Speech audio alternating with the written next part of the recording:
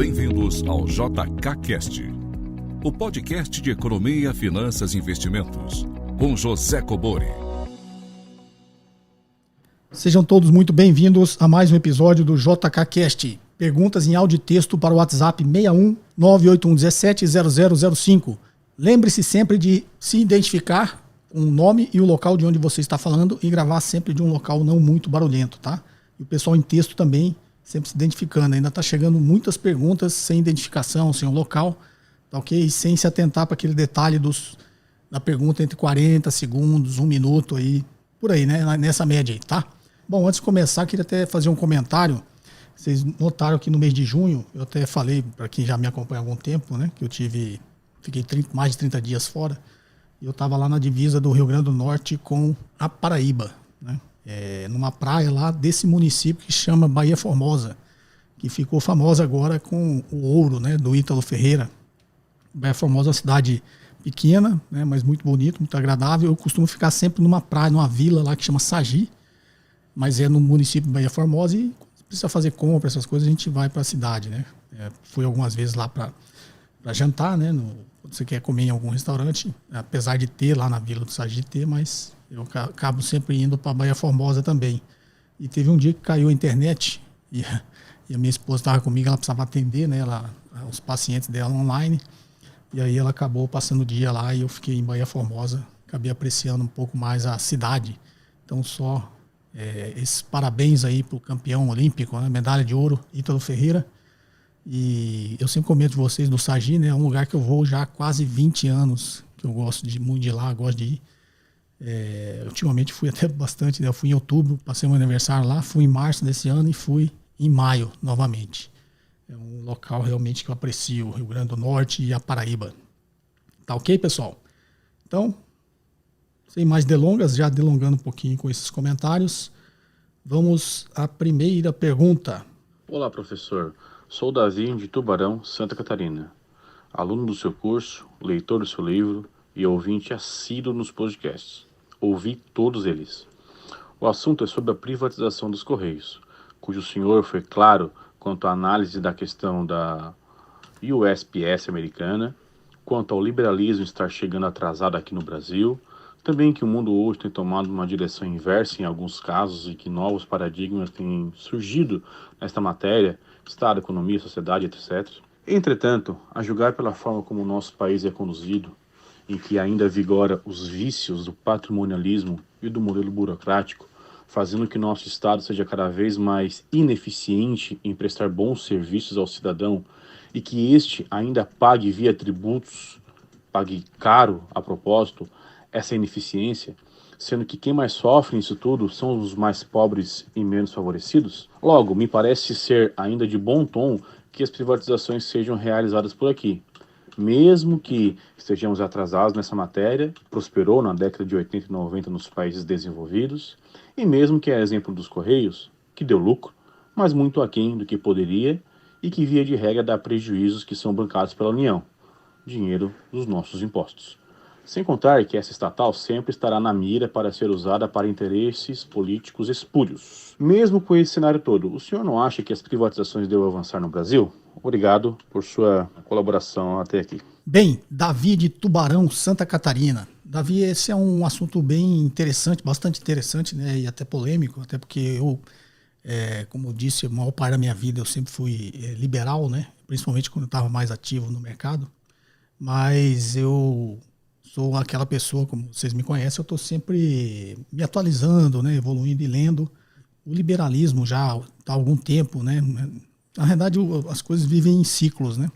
Então essa onda do liberalismo que teve seu auge na década de 80, 90, ela se provou assim não ter resolvido principalmente todos os problemas de desigualdade, problemas sociais, tá? Haja vista você pegar os países realmente mais desenvolvidos do mundo, né, mais, digamos, quando eu estou falando de IDH, né, Índice de Desenvolvimento Humano, você vê que não são países 100% liberais, né? Eu acho que a gente caminha muito mais para um modelo que a gente sempre vai para os extremos, né? Depois a gente vai se entendendo até achar um modelo ali que aproveite o lado bom, né, de todos os pensamentos, principalmente econômico, e tente excluir o lado ruim, né, dos pensamentos econômicos. Então, os países mais desenvolvidos, eles estão muito mais ali na social-democracia, né, na democracia liberal, uma coisa rondando aí nesse entorno aí, tá? Mas sempre no capitalismo. É que as pessoas, às vezes, acreditam que tem coisas, se você não é 100% no extremo do capitalismo, você não é capitalista, né? Inclusive, taxaram o Keynes de ser um socialista, como não tem nada a ver. O Keynes é capitalista, né?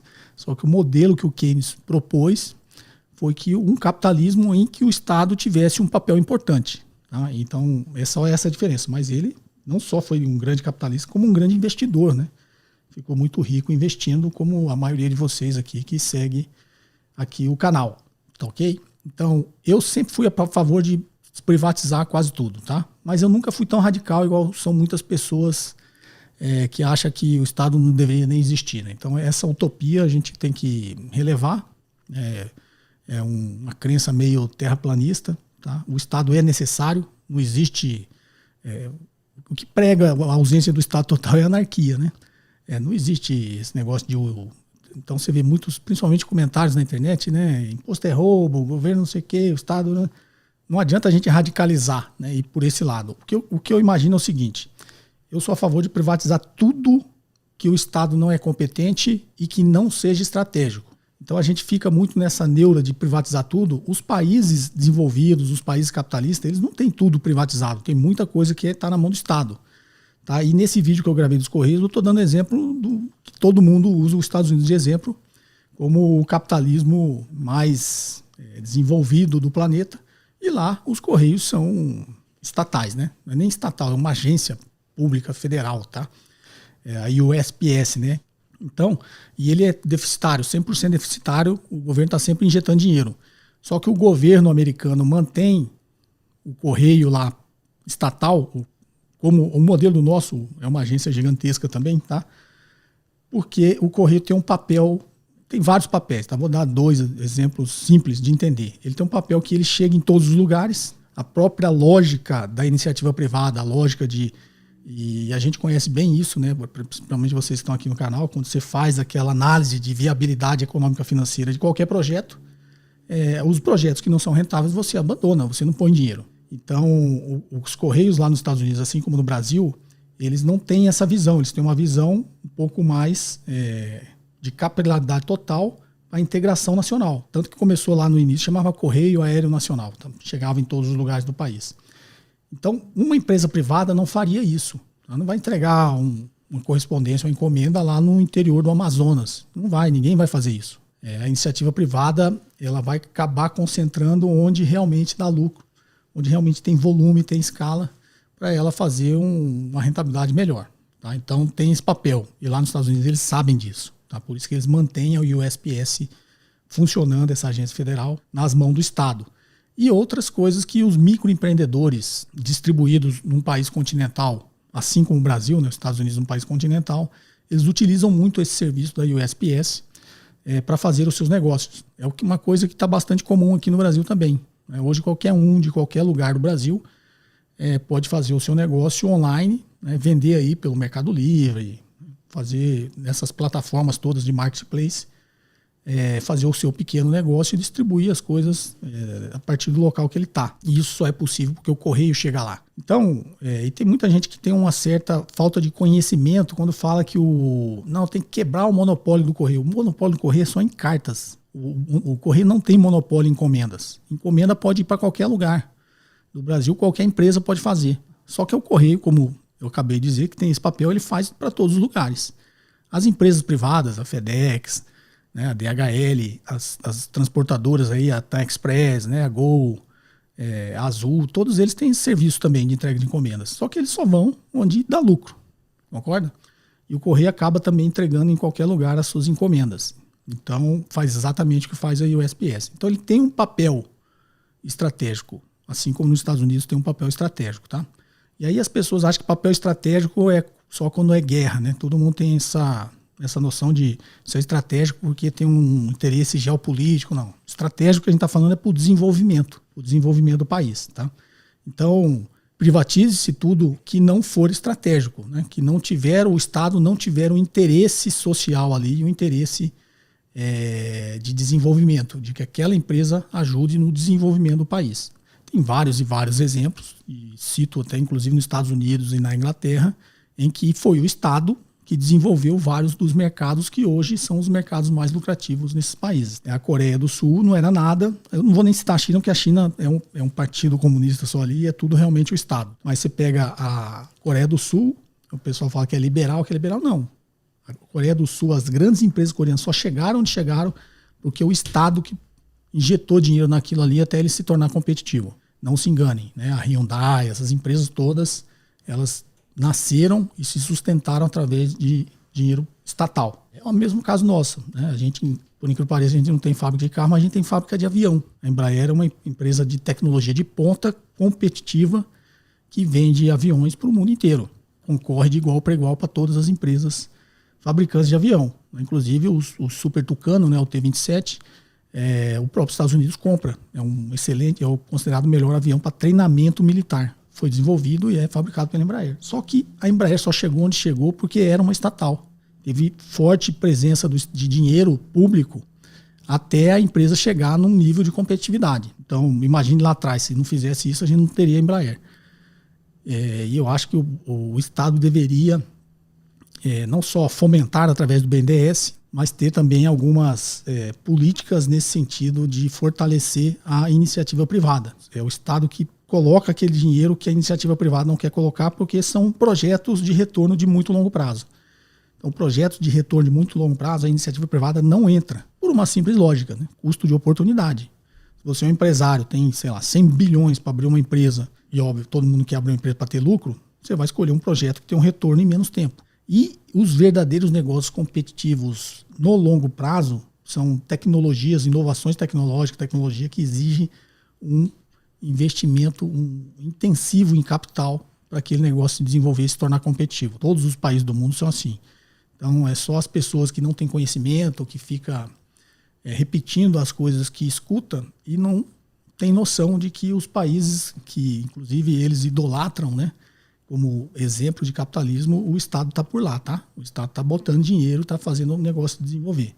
Então, é muita ingenuidade as pessoas acharem que esses países não utilizam as estatais que eles têm ou o dinheiro público que eles têm para desenvolver o mercado deles e concorrer com o nosso, né? Então, às vezes, nossa empresa está lá, coitada, sozinha, o Estado não ajudou, nem desenvolveu nada, e por isso a gente tem poucas empresas aí na fronteira tecnológica, tá ok? Então, essa é... Agora, o resto aí é só uma questão de percepção, viu, Davi? Você fala...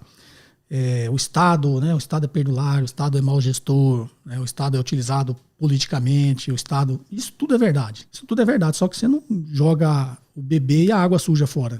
Você não joga a água suja e o bebê fora, né? Você tenta jogar só água suja e limpar o bebê e ficar com o bebê, tá? Então não quer dizer que a gente tem que tirar tudo da mão do Estado. A gente tem que melhorar a qualidade dos nossos políticos, né? Infelizmente, a democracia é assim, né? Nós somos uma democracia teoricamente muito jovem. Não se iluda que a Noruega e a Dinamarca nasceram do jeito que está lá hoje, tá? Eles tiveram todos esses problemas, já tiveram fases de políticos corruptos, de assaltos ao dinheiro público, tiveram tudo isso. Só que a democracia foi evoluindo. Infelizmente, a democracia tem esses problemas também, mas não existe nada melhor. Então, se a gente quer realmente evoluir como um Estado democrático de direito, vivendo numa democracia, a gente tem que conviver com isso e corrigir via eleição, via voto. E aí a gente sabe que isso é um pouco complicado, eu entendo você, mas não tem outro caminho. É o que existe, a democracia é ruim, mas é a melhor que existe. Tá ok? Então, essa é a minha opinião. Davi, espero não ter te enrolado tanto. Vamos à próxima. Olá, professor Cobori. Aqui é o Hugo, de Brasília. Eu tenho uma pergunta referente à automação. Muito se fala que a automação vai cortar os empregos, né? Isso já é uma coisa que o pessoal fala, que corta os empregos e tal. Porém, se a gente olhar a taxa de desemprego nos Estados Unidos, no Japão, na China, ela é bem inferior ao do Brasil, por exemplo, que é um país que está bem atrasado nessa questão de automação, e até de alguns países ali não tão desenvolvidos. E eu me levo a pensar, inclusive, na época que a Margaret Thatcher assumiu lá na Inglaterra, havia o grande medo dela diminuir as regulações, o protecionismo à indústria. E só que quando ela abaixou as regulações, o que foi visto, na verdade, que o desemprego abaixou, né? Claro que teve um período de pico, mas enfim. Então a minha pergunta é, de fato, a automação diminui quer dizer, de fato, a automação aumenta o desemprego? Ou isso é mais talvez um temor a uma coisa nova? Muito obrigado, forte abraço. Bem, Hugo de Brasília, vamos lá, Hugo. Duas partes na sua pergunta, tá? A parte da automação gera desemprego, né? Na verdade, a automação diminui... Não, a automação gera desemprego.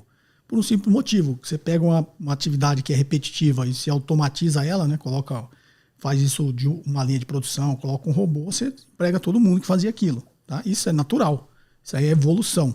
Tá, okay? Então, a inovação tecnológica, a automação, ela gera desemprego. Tá, okay? E aí você citou porque que países desenvolvidos, né, como os Estados Unidos, que tem todas as inovações tecnológicas, tem toda a automação e eles não geram desemprego. Aí é que está o problema.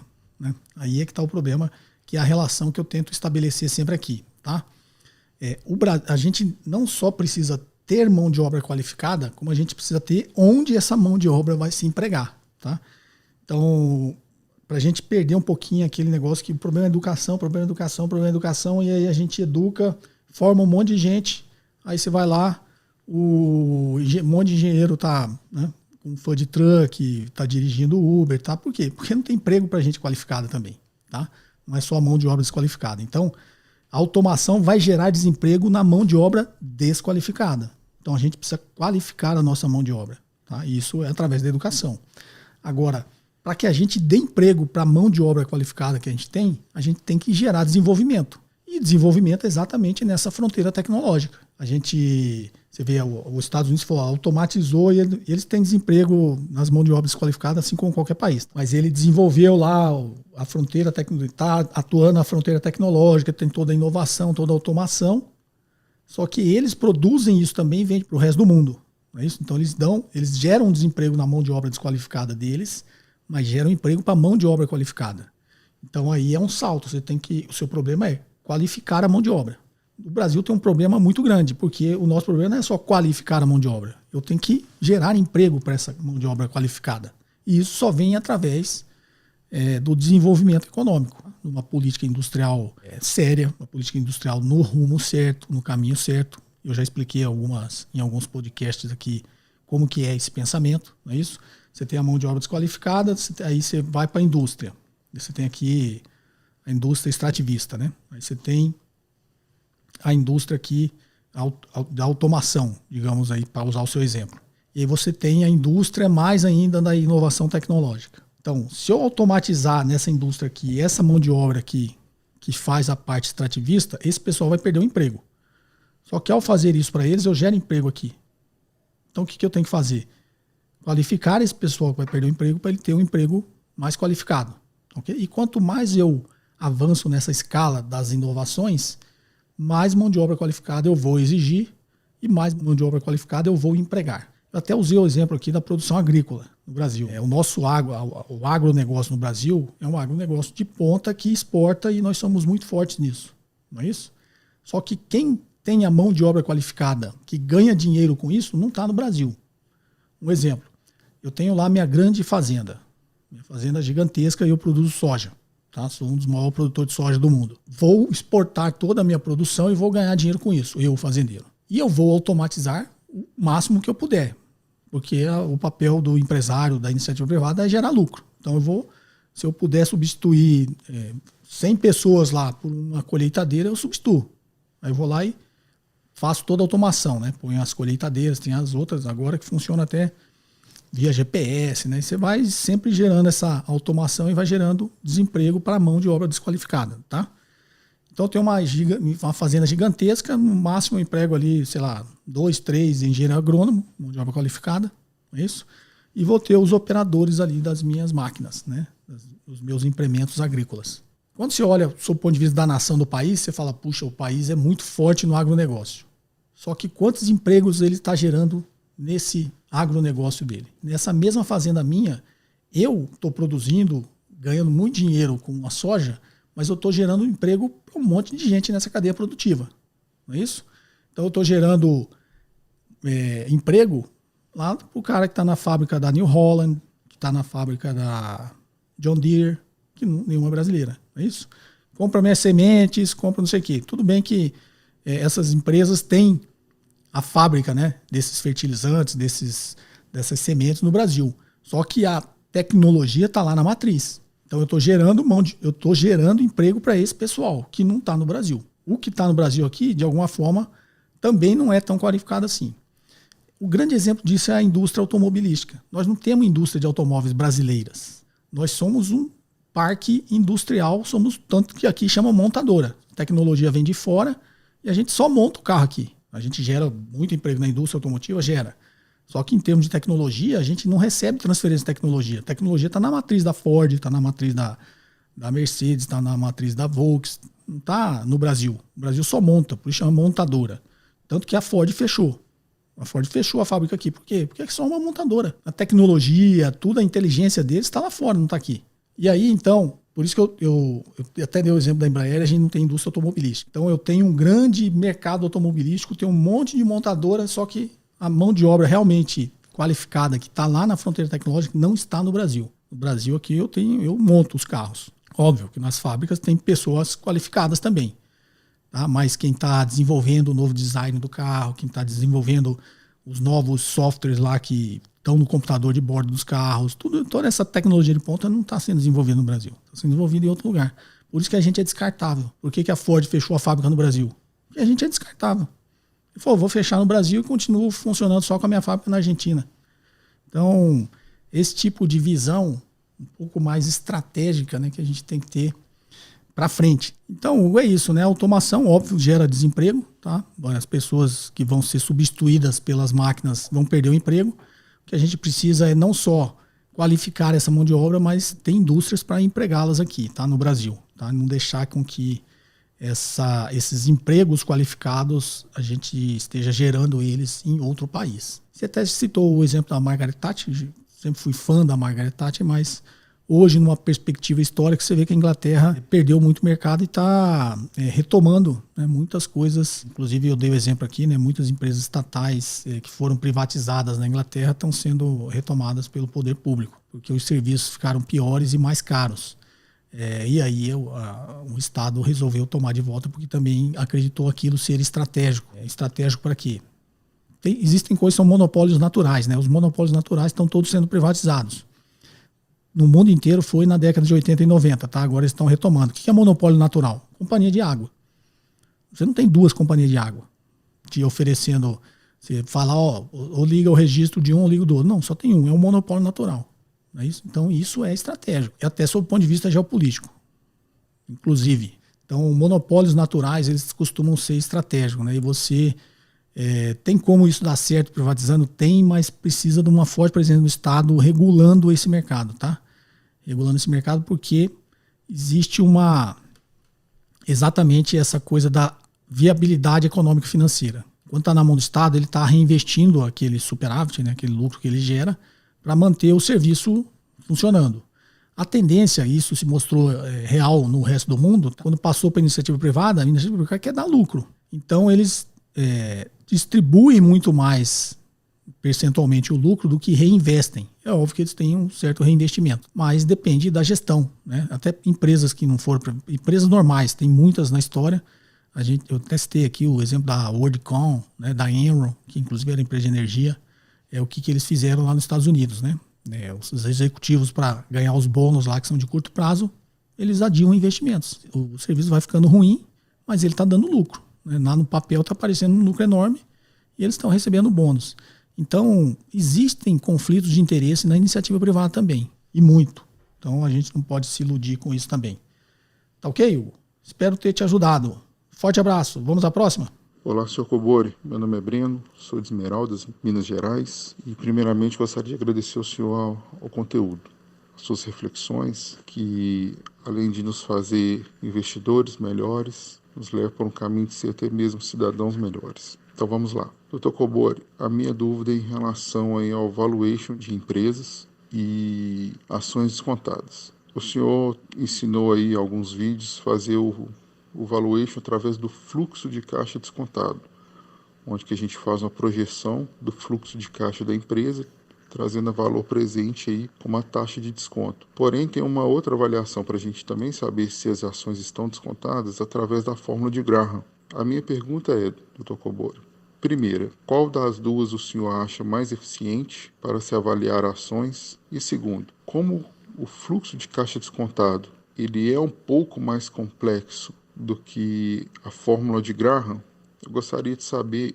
enquanto eu não consigo aprender, não tenho esse tempo disponível para aprender o valuation, para poder estudar mais a fundo, eu posso avaliar as empresas e tomar as minhas decisões de investimentos baseados na fórmula de Graham, junto com outros indicadores fundamentalistas, como ROI, ROIC, margem líquida, EBITDA, o histórico da empresa, a boa governança da empresa, o futuro do mercado dessa empresa, enfim. Eu gostaria que o senhor fizesse esse paralelo, por gentileza.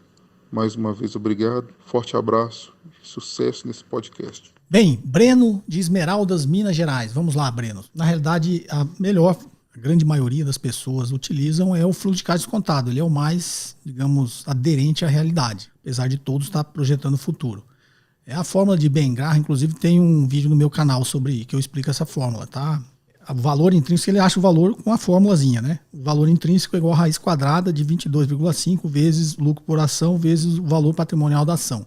E aí, nesse vídeo, eu destrincho essa fórmula e explico qual a lógica por trás dela. É uma análise por múltiplos um pouco mais sofisticada. Atualmente, eu não recomendo você usar. Só se você entender muito bem a matemática que está por trás, que você vai fazer os ajustes e você vai ver as empresas que faz sentido você utilizar essa fórmula. Como eu acho que você não vai se dar esse trabalho, né, de ficar fazendo isso, faz pelo fluxo de caixa descontado, tá ok? Quando você fala comparar com outros indicadores, ROI, ROIC, margem líquida, isso são indicadores de rentabilidade e é passado, assim como os múltiplos são passados. Você está olhando o lucro por ação, valor por ação, que você está enxergando. Como você está fazendo valuation para você comprar a ação, só te interessa o futuro. O passado não te pertence mais, tá? Pertenceu a quem era acionista. Então você está comprando a ação dela hoje. Só vai interessar para você o que ela fizer a partir de hoje. Por isso você tem que projetar o fluxo de caixa dessa empresa, que ela tem a probabilidade de realizar.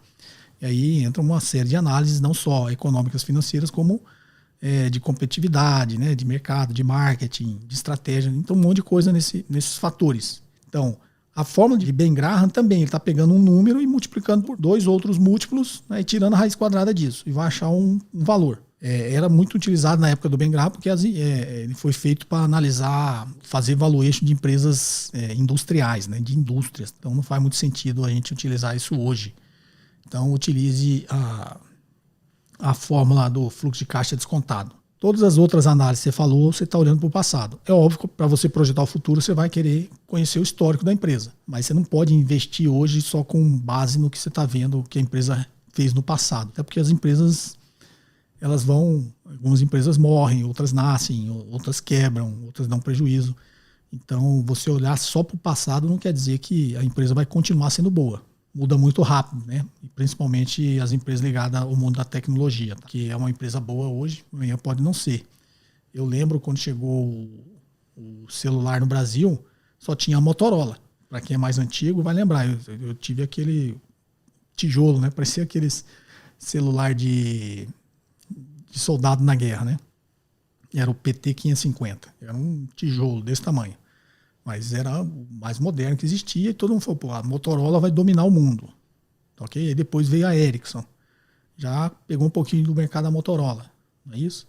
Aí depois saiu o Palm Top. Eu lembro do Palm Top, chegou, tirava aquela canetinha, né, já escrevia. Opa, agora acabou as outras empresas. Aí agora a onda da vez era o Palm Top. Vai acabar com todo mundo. E todas essas empresas foram sendo substituídas com a tecnologia, elas foram realmente ficando empresas ruins, tá?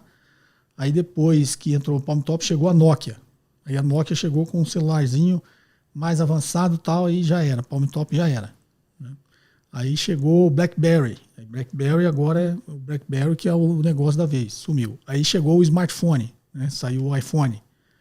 Aí o iPhone, você só tem hoje smartphone. Né? Você não vê nenhum dessas outras tecnologias. E essas empresas ficaram para trás. Quem são as empresas que dominam hoje os aparelhos telefônicos. É a Apple, a Samsung, a Huawei da China. Né? Você não vê mais falar em Nokia, em Palm Top, Motorola. Tá?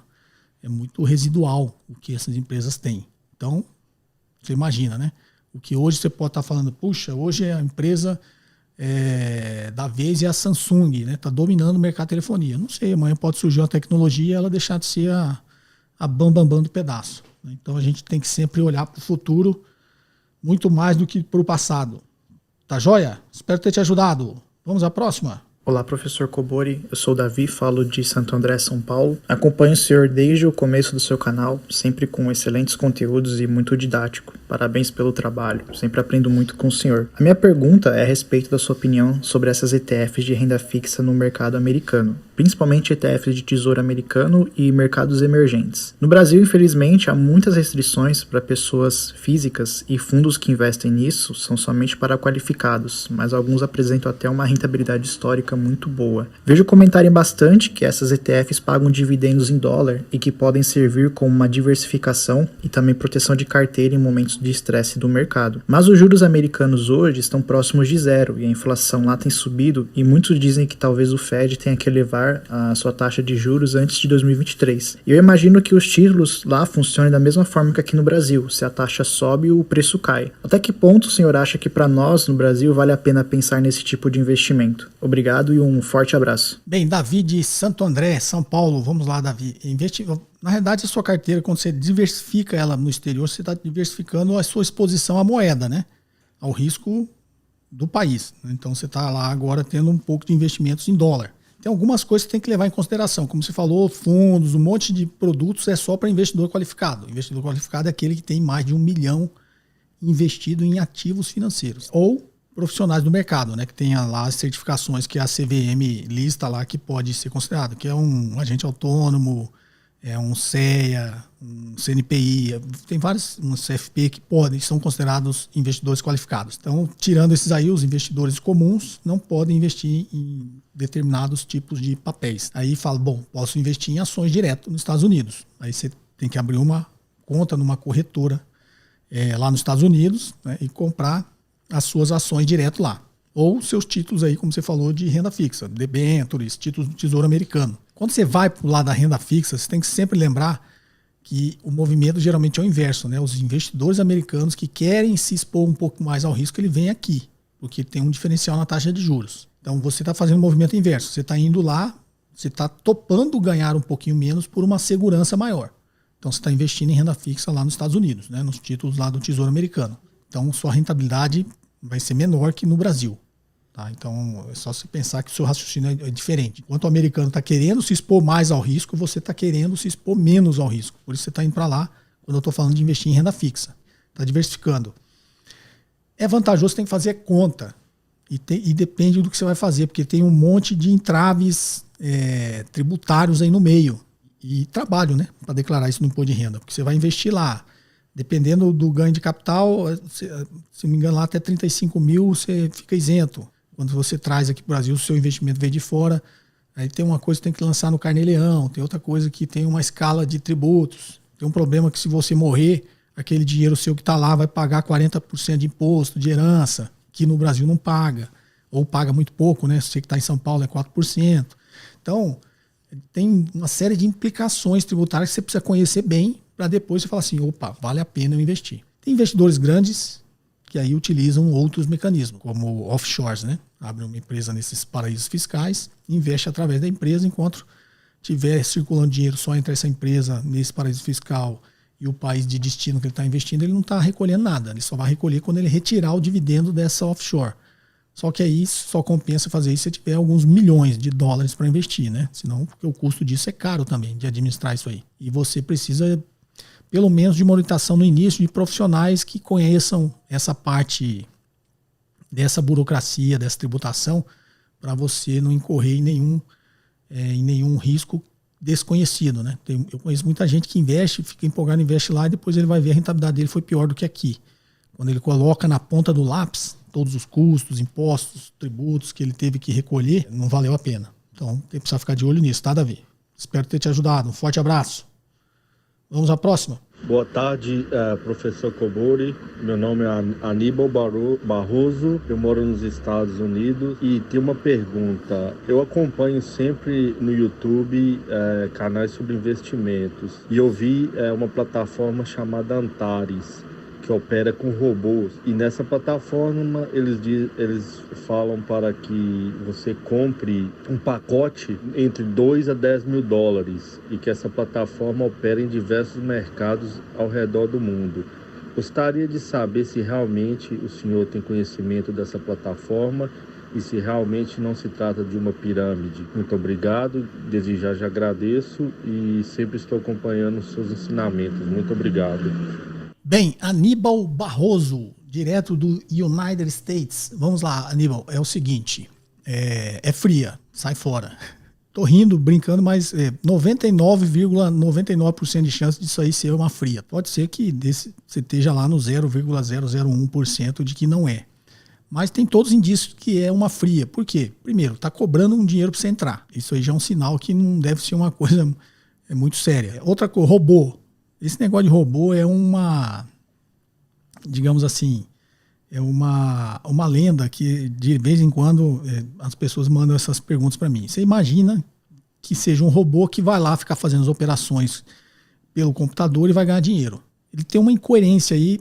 O próprio fato disso poder dar certo é o sinal que isso não vai dar certo. Porque se ele desse certo, todo mundo teria um monte de robô fazendo e todas as distorções, as possíveis oportunidades que existiriam no mercado não vão existir mais. Então, por isso que eu estou dizendo, se é uma coisa dar certo, já é uma prova que não vai dar certo, entendeu? Imagina, se esse robô dá certo, qualquer um pode replicar um robô, concorda? E ele inclusive está vendendo. E todo mundo começa a utilizar esse robô dele. Como é que ele vai tirar dinheiro do mercado se o princípio do robô é tentar fazer as operações de forma automatizada, de comprar na baixa, vender na alta e ficar fazendo... Lá atrás tem um livro que eu recomendo você ler, eu até li, é do Michael Lewis, que é Flash Boys. Conta essa história. Tem um outro também, que acho que é do Michael Lewis também, que ele também conta essa história aí. Tem um outro que eu li que chama Os Profetas de Wall Street. São livros um pouco antigos, tá? Os Profetas de Wall Street é mais antigo ainda. Que quando surgiu essas operações, imagina, a bolsa era aquele pregão, né?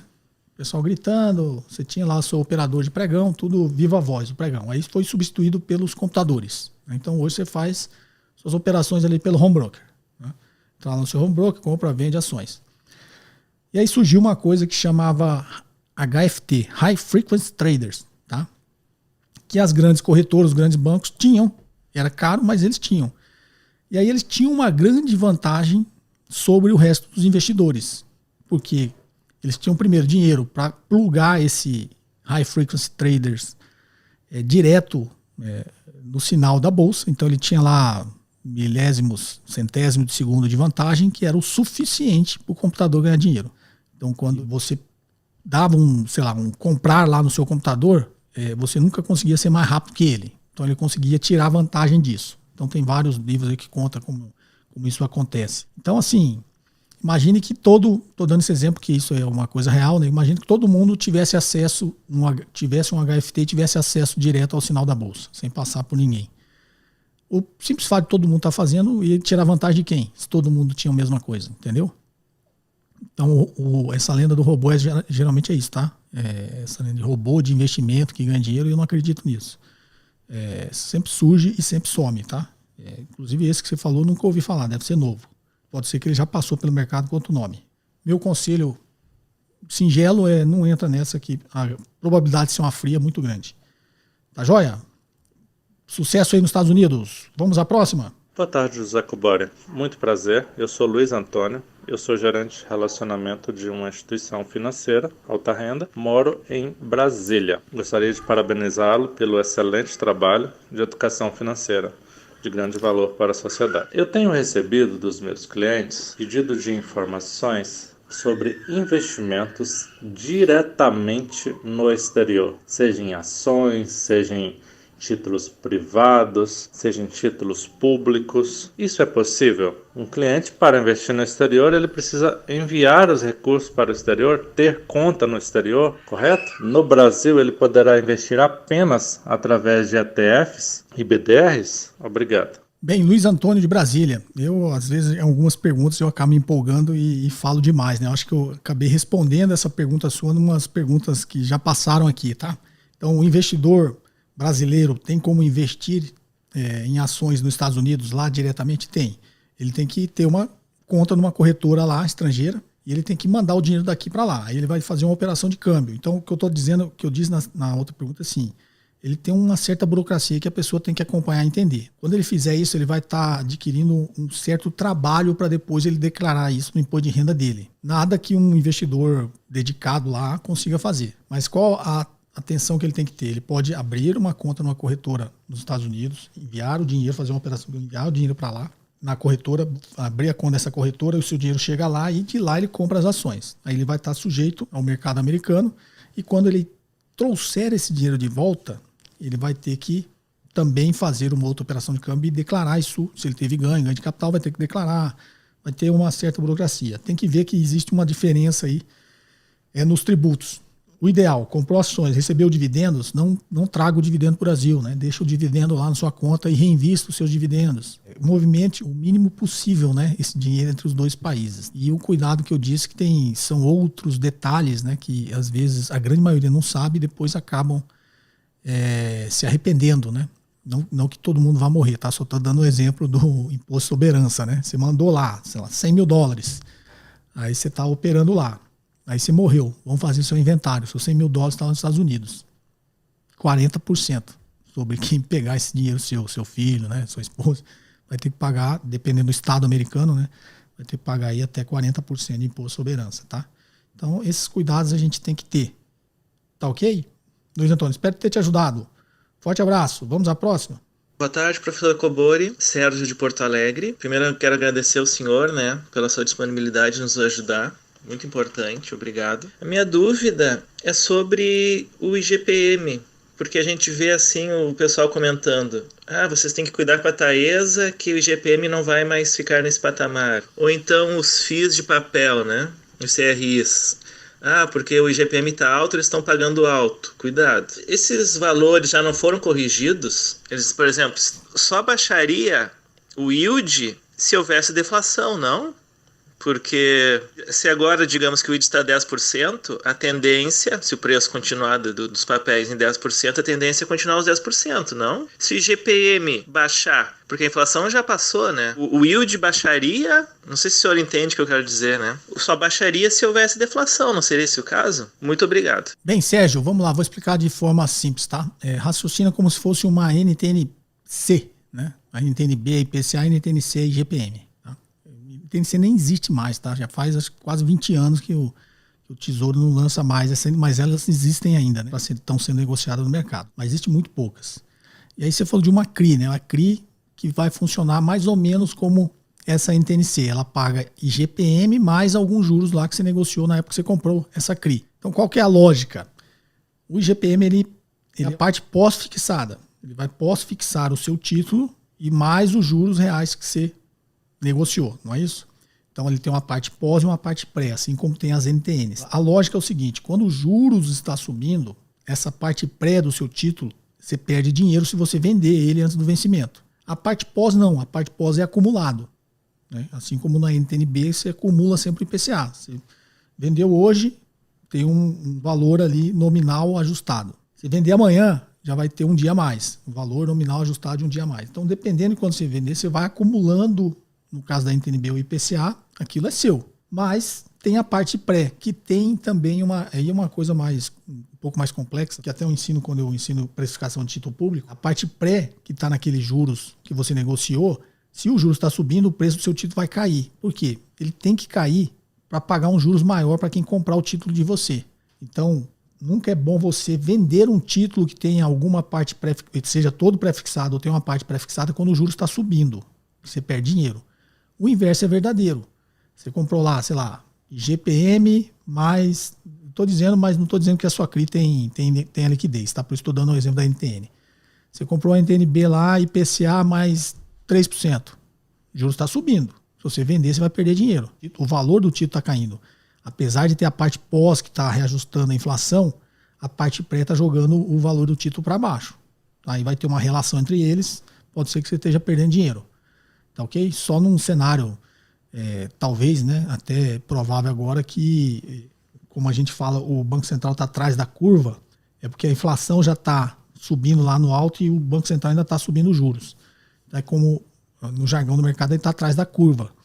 Então pode ser que essa parte que você esteja perdendo na parte pré, você esteja sendo um pouco compensado porque a inflação está subindo muito rápido. Essa é a compensado, fala aí na correção, né, do IPCA. Tá, ok? Então a CRI ela tem o IGPM mais os juros. Tá? A parte pós, que é o IGPM, você está acumulando. É porque quando eles divulgam sempre os últimos 12 meses. Né? Então, ó, nos últimos 12 meses o IGPM deu 7%. Aí no mês que vem, nos últimos 12 meses o IGPM deu 8%. Aí vai chegar um ponto que, sei lá, começa a cair, que é o que você falou. Aí fala, nos últimos 12 meses agora o IGPM deu 6%. Tá, mas ele está falando o acumulado. Quando você acumula desde o dia que você comprou o título até o dia que você está analisando, ele tem todo o IGPM acumulado. Tá? Não está anualizado igual é divulgado. Então, se você não vender, até porque o juros está subindo, e se você tem uma CRI com IGPM, eu acho que nesse momento é até uma boa, né? Ficar com esse título. Por que IGPM, né? Porque o certificado de recebível imobiliário está ligado ao mercado imobiliário e os aluguéis são reajustados pelo IGPM, a grande maioria. Essa é a explicação. Forte abraço. Vamos à próxima. Olá, professor José Cobori. Aqui quem está falando é Henrique, de Cachoeira de Itapemirim, Espírito Santo. Eu sou aluno seu do curso Segredos da Independência, nessa última turma que teve. Estou muito satisfeito pelo conteúdo até aqui apresentado, pela sua grande sabedoria. A minha pergunta é sobre poupar, o ato de poupar em si, né? A gente vê algumas informações, né, sobre o que defende a escola liberal, onde eles falam que o Estado, de maneira geral, deveria poupar ao invés de mexer na taxa de juros. E o ato de poupar seria a melhor solução para evitar pressão sobre os preços, né? E conforme o senhor falou também no curso, né, das instituições financeiras, né, que elas fazem esse equilíbrio aí entre os que estão poupando versus os que estão tomando, né, pegando os empréstimos, e ver o papel fundamental disso nesse processo para expansão da economia, né, de investimento, e com isso está potencializando o crescimento de um país de uma forma geral. A minha pergunta é basicamente o seguinte: se o poupar é tão importante assim, por que a gente sabe de todas as dificuldades, né, mas eu gostaria de aprofundar os seus conhecimentos aí.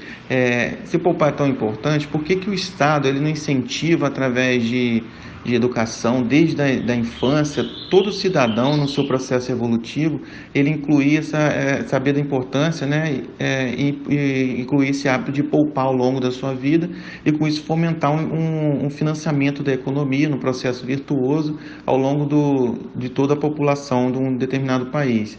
E por outro lado também incentivar, hoje a gente vê as fintechs, né, todos esses meios de financiamento das instituições, potencializar esse processo também, oferecendo mais benefício fiscal, tributário, para estar fomentando isso no decorrer do país. Obrigado, um abraço. Bem, Henrique, de Cachoeiro do Itapemirim, Espírito Santo. Vamos lá, Henrique. Eu também concordo com você, tá? Mas isso é uma herança do período inflacionário, né? A gente atingiu a estabilidade econômica com o Plano Real. Já, inclusive, na realidade, não é tão próximo assim, né? Já está um passado um pouco, já ficando distante. Mas é uma herança, né, desse período inflacionário, da gente não ter educação financeira na grade curricular das escolas. Eu acho que deveria ter. É muito importante. Eu acho até uma falha que o MEC devia estudar isso aí, de colocar uma disciplina de educação financeira desde lá do início, né, do ensino fundamental.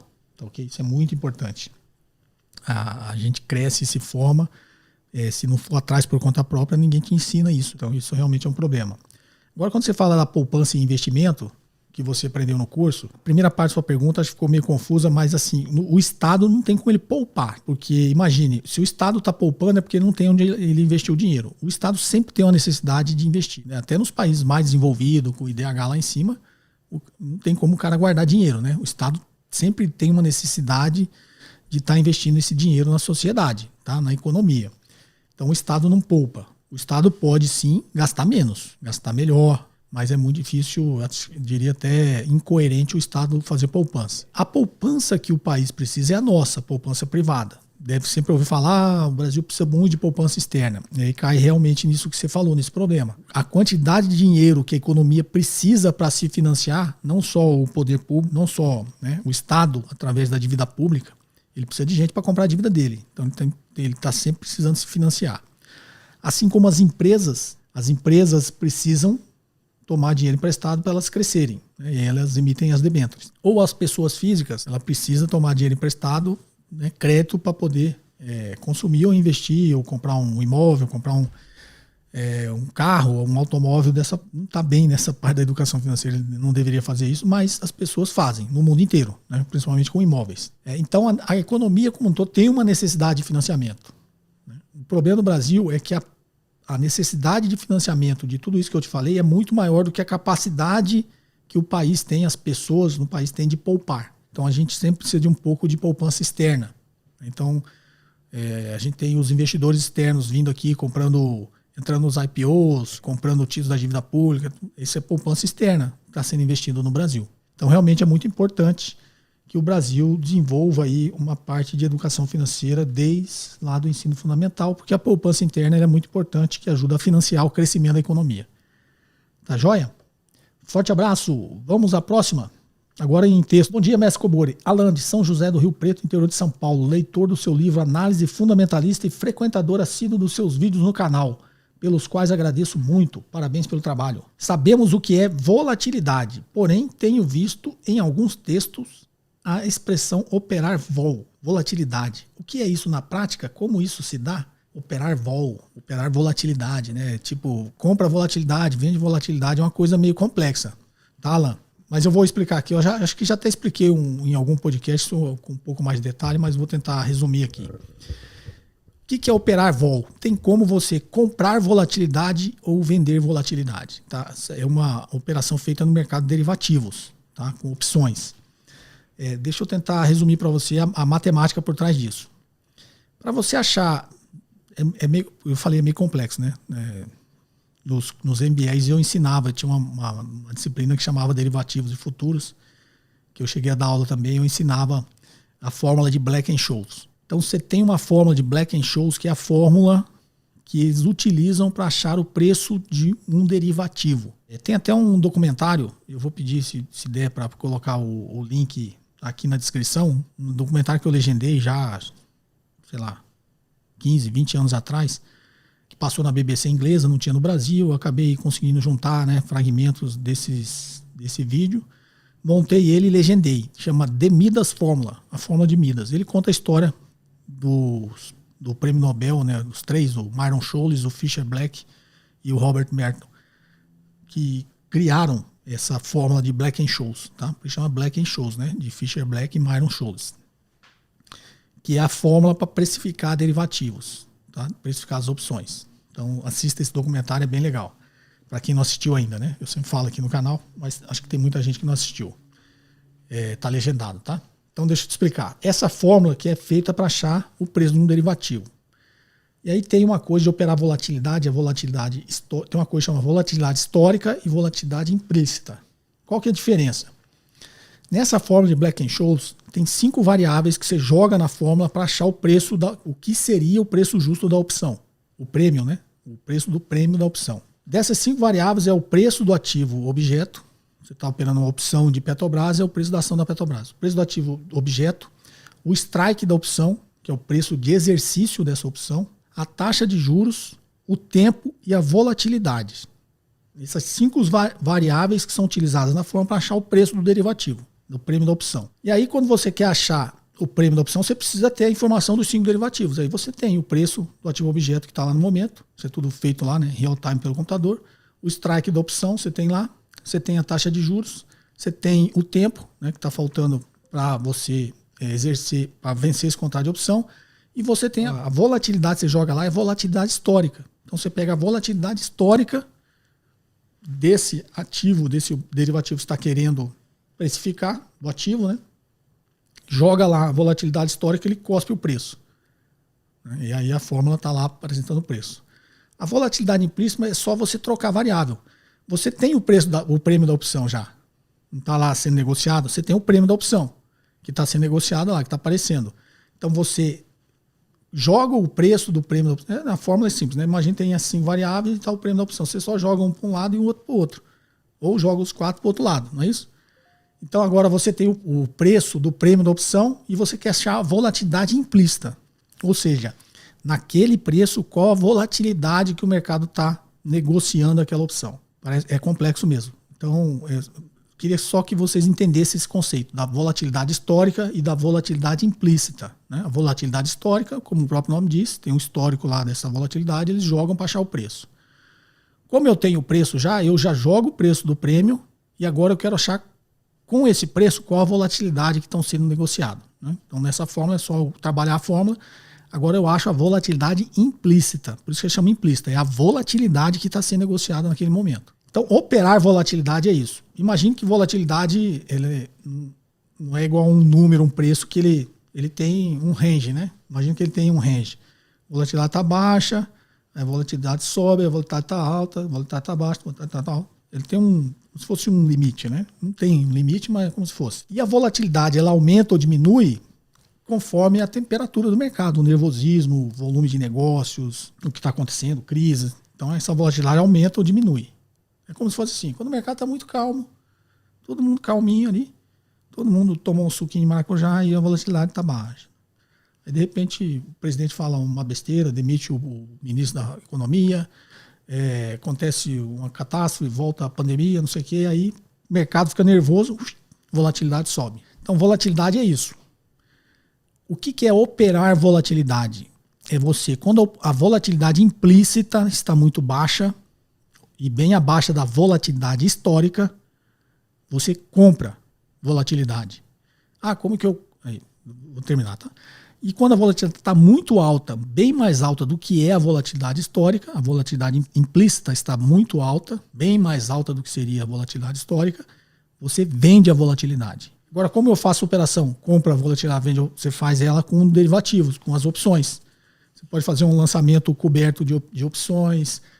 Descoberto eu não recomendo, dá para fazer, mas são coisas mais arriscadas. Mas como você não vai fazer, né? Lança uma opção descoberta, lança uma opção coberta, compra as estratégias de trava, né? Você pode vender travas, comprar travas. Tem uns nomes muito esquisitos aí de derivativos, que aí você vai pesquisar, você pode entender. Então, isso é operar volatilidade, comprar ou vender volatilidade. Espero ter respondido a sua pergunta. Forte abraço, Alan. Vamos à próxima? Bem, pessoal, minha esposa interrompeu aqui, deu um probleminha com o meu cachorrinho. Vou ter que ir lá dar uma olhada, então eu só vou conseguir responder mais uma, tá? Infelizmente, eu ia responder todas, mas vamos lá. Boa noite, professor. Me chamo Leonardo Ribeiro, sou da cidade de Pouso Alto, Minas Gerais. Conheci o senhor tem alguns meses através da recomendação do mestre Stormer, que conheci por uma recomendação do Ogro de Wall Street. Ambos excelentes professores de análise técnica e day trade swing trade. Após quase um ano de tentativas frustradas de obter retorno em renda variável com análise técnica, acabei conhecendo e me identificando mais com a análise fundamentalista nesse meio tempo, pois percebi que quanto mais tempo possuo, melhor e mais assertiva é a minha tomada de decisão. Com a nova escolha, muito estudo e dedicação têm sido demandados muitos livros, sendo o meu livro, né, acho que você leu, e suas principais recomendações, do Graham, Lynch, Kahneman, Taleb. Além de notícias, papers e seus podcasts. Gostaria de pedir ao senhor uma recomendação de outros professores da área que também posso encontrar no YouTube, sendo brasileiros ou não. Muito obrigado por compartilhar tanto conhecimento técnico com tanta simplicidade. Também adoro seus comentários pessoais, que são ao mesmo tempo categóricos e anedóticos, tal como Taleb. Forte abraço. Legal, Leonardo. Vamos lá. Fico feliz que o Storm é das antigas, né? Dos tempos aí de Expo Money. Era o Leandro Stormer. Né? Inclusive, estava falando de opções na pergunta passada, o Fernando Roxo fala sobre derivativos. Eu acho que ele tem um canal no YouTube e ele é da época do Stormer. Se não me engano, ele até trabalhou junto. Né? O Fernando Roxo é um bom cara para você olhar quando você quiser entender derivativos e operações, derivativos, esse tipo de coisa. E aí você falou, tem o meu grande amigo Gustavo Cerbasi, tá, que eu recomendo. Tem um amigo meu também da época de Expo, todos esses estou falando da época de Expo Money, né, que é das antigas, o Richard Rittenban, um grande amigo meu também, muito bom. E você está falando de análise fundamentalista, de fora você segue o Ashwell da Modaran, tá? É o papa aí dos livros de valuation. Espero ter te ajudado, meu amigo. Forte abraço, vamos lá. Então, esse episódio fica por aqui. Espero ter ajudado vocês, né, com um pouquinho mais aqui das minhas respostas. Desculpe se fiquei enrolando em algumas, às vezes eu me empolgo. E perguntas em áudio e texto para o WhatsApp 61 98117 0005. Um forte abraço e até o próximo episódio. Você ouviu mais um episódio de JK Cast, o podcast de economia, finanças e investimentos com José Cobori.